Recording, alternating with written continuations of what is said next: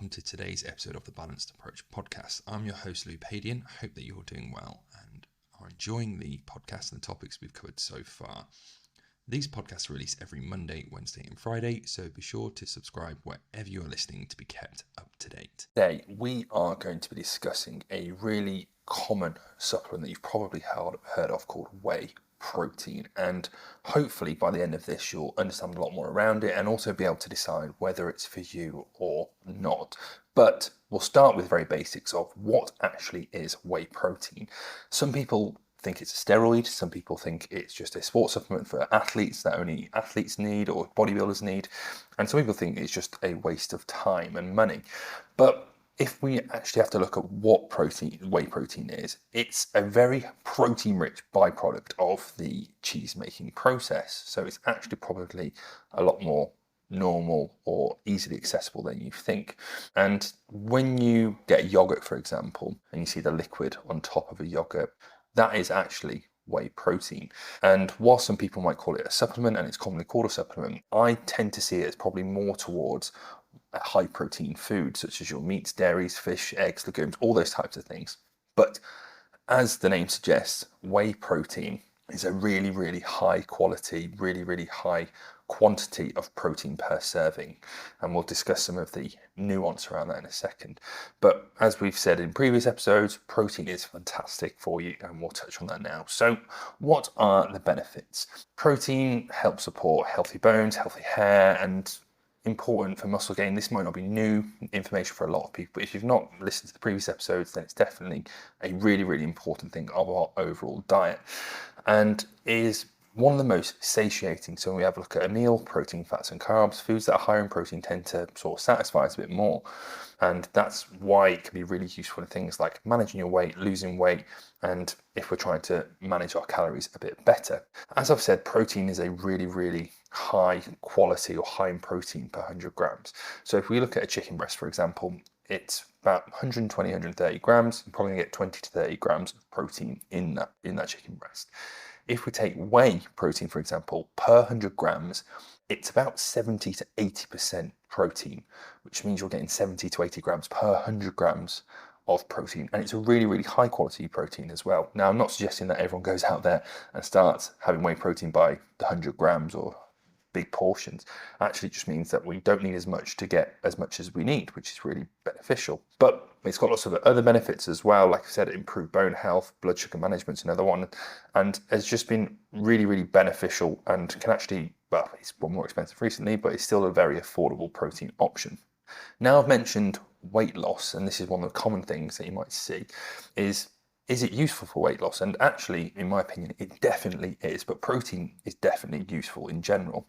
High protein diets help manage your hunger and been shown to be really useful in your dieting. They can also improve your body composition as well. So a really interesting meta-analysis from 2010 found that whey protein supplementation during weight loss actually led to greater decreases or greater losses in body fat compared to other protein sources or the placebo.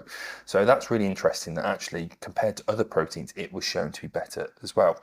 Some of the other things that I like about whey protein that I think are really useful is that it's transportable, that you can just get it in, you can buy ready-made shakes, or you can have it in a little powder that you mix with water or milk. It's fairly cheap per serving, so you're talking less than £1 per serving. If you can get it for closer to 50, 70p per serving, that's really good. When you look at other protein sources, you're probably looking £2-3 often. It's accessible, you can get it delivered, it's getting more widely accessible as well. There's lots of whey protein bars available that are sort of trying to replace chocolate bars in general, and again helps with that fullness. If you're looking for a chocolatey snack, maybe going for a whey protein bar rather than a chocolate bar could be a better option for you. Has a good long shelf life, so like we said, other protein sources, meats, dairies, things like that, have a relatively short shelf life compared to a bag or a tub of whey protein, which can last a couple of months. And often, especially now, they taste really nice. They taste great. Taste like milkshakes, or you can get different flavored ones. When I first started having protein shakes many years ago, they weren't anywhere near as nice or accessible as they are now, and you get them in a range of flavors, different types as well, but the most common one would be whey protein. If you've not listened to the previous protein episode, then again, This should sort of give you a real quick summary, but I definitely recommend giving it a listen to give a lot more information there. But with regards to protein in general, how much should you be aiming for? My sort of aim is 1 to 2 to 1.5 grams per kilo of body weight. And that sounds really sciencey, but that's where the research suggests that people best sit. People often don't get anywhere near enough protein. When I start working with them, I sit down, look at their diet, they may only get one decent protein serving per day, and the other meals might not be good quality protein, they might not be getting enough, or they might not have any protein at all, especially breakfast. But if I'm working with someone, I wouldn't necessarily go straight, right, we need to get to 1.5 grams per kilo right away. Actually, we might go, right, so where can we get protein in throughout the day? So we might have a look at trying to get some more high protein options in at breakfast. A common one that might have is sort of oats or protein oats. So if you're getting a whey protein, having that mixed in with your oats in the morning can add a real nice flavour. One of my favourites was a golden syrup protein, and it just really added a huge amount of sweetness to a meal that's got lots of berries, fruits, nuts, those sorts of things in. It can just really complete a meal and make it a lot more nutritionally balanced as well. So often it's about just working to get people to a better level of protein rather than going, right, we need to be hitting 1.2 to 1.5.